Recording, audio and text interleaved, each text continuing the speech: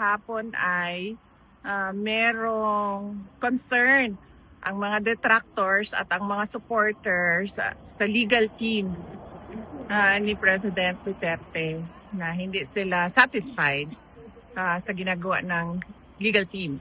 Tama ba ang pagka-ano ko? Yes, ma'am. Oo, tama ang pagsasabi ko sa tanong.